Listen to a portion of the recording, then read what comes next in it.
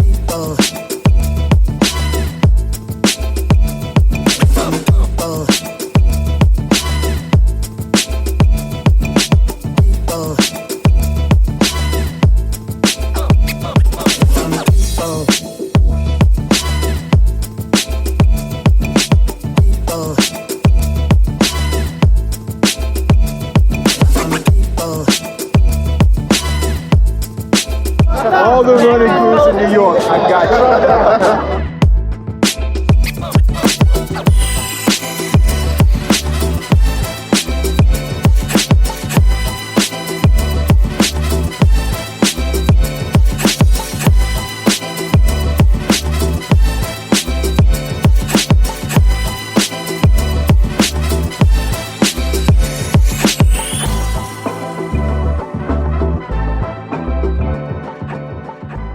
Running culture here is both freedom from the cloistered city, but also opportunity to prove yourself and find out how good you are at something, because we care about excellence in New York. What I love about the running culture, how it connects, it's bringing a whole bunch of people who've never met before with different journeys, but connecting them tied to one story, one elevation. And what I love about it the most for me is making us more diverse and diluted when it comes to running. Like, I would have never thought in my years of life that running had such a founded culture of like a community of everybody wanting to run together. I come from the background of track and field, so all I knew was about 400-meter sprints and things like that. To find out like road racing is such big in the city of New York, it's phenomenal, and I had to be a part of it. Running culture is it's any group of people from anywhere all over the world that's coming together for one goal, and that's not just performance, but the act of going out and running and trying to push their limits, whatever they are. Some people it's running fast, some people it's just making it across the finish line, and when everybody's working towards that goal, you see different pieces from every walk of life, race, gender, ethnicity, all across the board come together and bring their cultures with them, and that develops this giant, amazing running culture, especially here in New York City. Running culture means being healthier, but also supporting each other. So I was not much of a runner before I joined Boogie Down Bronx running, but now I consider myself a runner. It gets me off my couch. I made friends. Community, all of that. If I had to describe the word running culture, it's unifying, it's togetherness, it's inclusive, not exclusive. If you own a pair of shoes and you have the will to run, you can run. Not only root crew, but the crews around the world pushing that level of coolness, that level of organization when it comes to this underground running scene. Make it fun. That's what we do. Make it fun.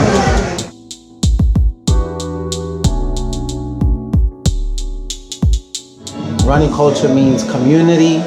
It means people coming together no matter what walk of life you in, no matter what job you into, no matter what color your skin is, no matter what your background is. It's just everybody just coming together under one umbrella, and that's the umbrella of love, crew love. That's what this running culture is to me, and that's what it is worldwide. No brand division. It's all about just people coming together and supporting one another.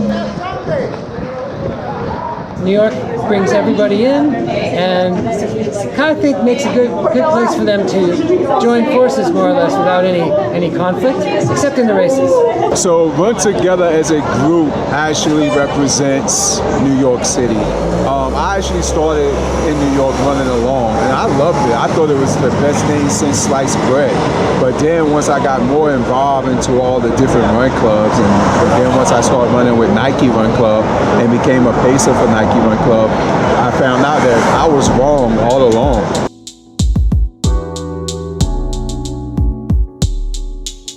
Here in New York and everywhere, running brings out all types of different people, right? Like different people run for different reasons. And that's the great thing about running. It doesn't matter what size, how big, how small you are. Doesn't matter how tall or how short you are. Here, running, the culture itself embraces everybody in every color, no matter what ethnicity you may be.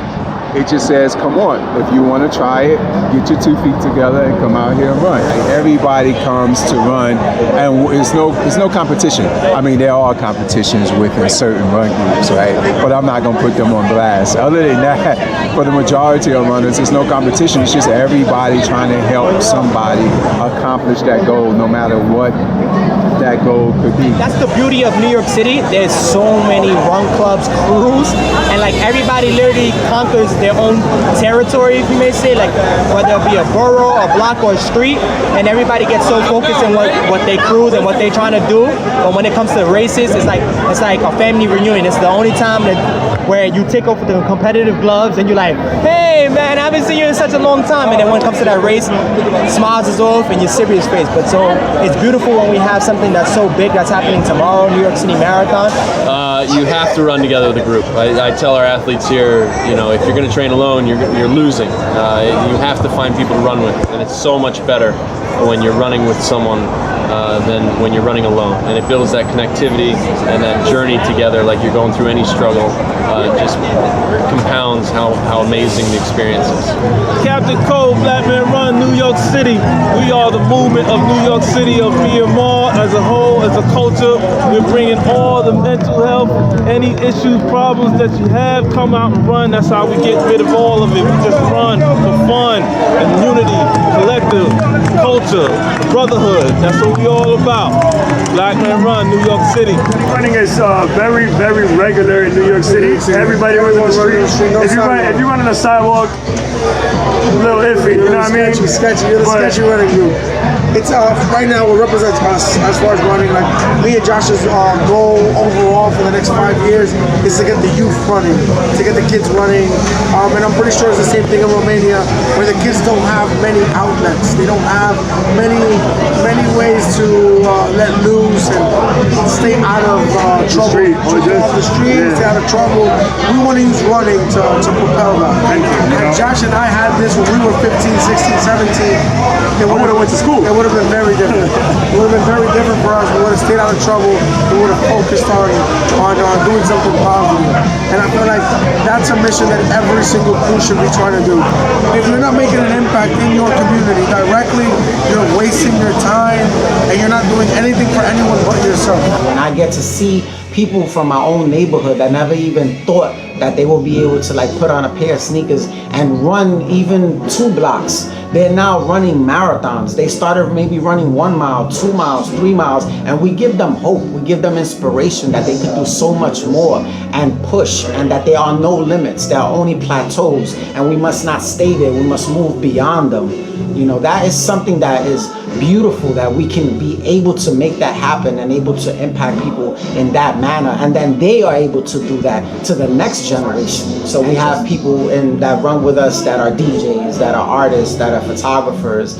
So different, that are painters, that are graffiti artists. So we can connect that world of running with all of those things to make it interesting. When we run, we don't just run. We try to go to the places that are less traveled and it's too dangerous for them, or maybe they never traveled because they go on car all the time to places. But when you're able to run, you're able to go to those places that you never even would have thought that you could go to. There's people that have ran with us that are from New York City that have never walked over the Brooklyn Bridge. Now they're running over the Brooklyn Bridge. We crash our art exhibits, art installations. We're able to do those things because the people that are actually putting the event together are part of our community. So we go to support them. So we like to disrupt the norm, you know, we like to just like shake it up a little bit. For me, it's being with these guys it taught me a lot about not only brotherhood, but like consistency and being held accountable for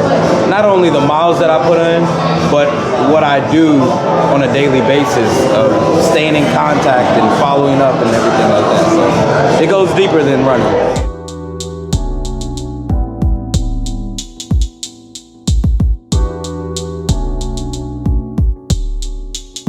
Mike Sace is the father and the founder of Bridge Runners, and he came up with the idea. He has a story, an interesting story that he likes to share, something to the effect of he was one day running late to pick up his kids, and he was having some food at a spot in Brooklyn, and instead of taking a cab, he decided to run across the bridge so he won't be late to pick up his kids. And from that stirred up an idea in his head, a crazy idea, that running was interesting. And so he started trying to get all his friends involved, and after times of spending at a nightclub, he would invite people to come out and run with him at 2, 3, 4 o'clock in the morning, and it just started growing from there.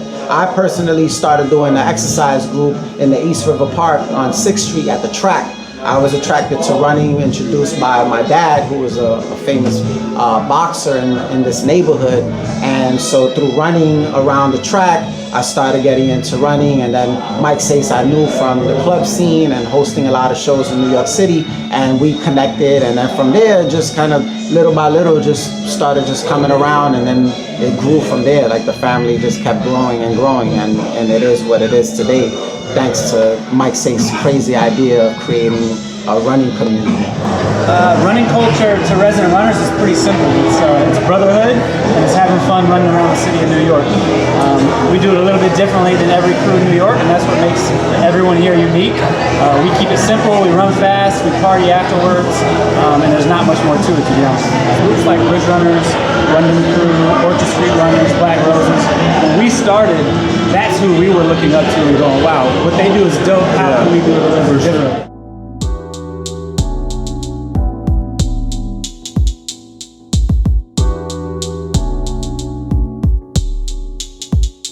What started happening since 15 years ago is that we were able to impact communities around the world that never even thought that they could run, never even thought that they looked like runners, or it was always a thing of, well, you're not fast enough, or you're not this, or you're not that, you don't belong to this club. And we decided to do something that is just gonna bring everybody together no matter where you're from. So 15 years ago, we started this crazy idea. We started running on the streets, running on bridges, and we created this thing called Run Cruise. And the reason why we started this basically is it was an idea of like how back in the days there were gangs, right? There were gangs in the 70s. Those gangs in the 70s turned in their leather vests, and instead of fighting with each other, they started dancing and battling. And that became a thing of just crews. Like the Rocksteady crew are the fathers of that, the B-boys and B-girls. And so from that idea of crews coming together, we decided to create running crews. And through running, that was something that connected to different people, and different people started like catching on to it. And then now you have crews uptown, downtown, Brooklyn, Bronx, Queens, Manhattan, Staten Island, Europe, all over Africa, all over, you know, Berlin, China, Venezuela, anywhere that you could think of and imagine, there are run crews represented out there. So through running, we were able to bring people together. And actually, I was at a BTG 2 years ago where I was able to meet a crew that is 2 crews, 1 family, Burt BTG and Zagreb, who came together, and they're from the former Yugoslavia. These are people that were fighting and warring against each other, and through running they were able to come together. That's the impact that it has had around the world. And I was able to witness elderly people look at these young people that are running, and they didn't understand it, but they cried because they were so happy that they were able to come together, and there was hope that people will be able to come and connect. Social media is making it accessible for people that we've never met before in person. We have these connections with each other, and we're able to bond over something that we all have a passion for. So it's fantastic. There was a time where running was not cool. People were like, "Oh, you run? Like you run distance? What's wrong with you? Like you had an illness or something." And now it's so social that it's easier to bring people to the sport. There's a lot of people who probably question their abilities. I can't run. I've never run before. Now you have these massive groups of people who aren't judging you. There's no expectations. Literally just show up, have a good time, and work out. And they're realizing like, okay, running is becoming more accessible. So there's people who probably thought I could never ever in my life run a mile that are now running the New York City Marathon. I mean, there's 50,000 people doing that. The whole streets are lined with people cheering. So, I mean, not only has the culture of like what we do, crews and stuff like that grown, but the overall sport of running has just boomed massively. I mean, there's millions and millions of people across the world running. We're here in LES, New York City, where the Bridge Runners started. That's my crew. Bridge Runners, baby. That's what I rep. Worldwide running community, BTG, but Bridge Runners are the founding fathers of this whole BTG culture.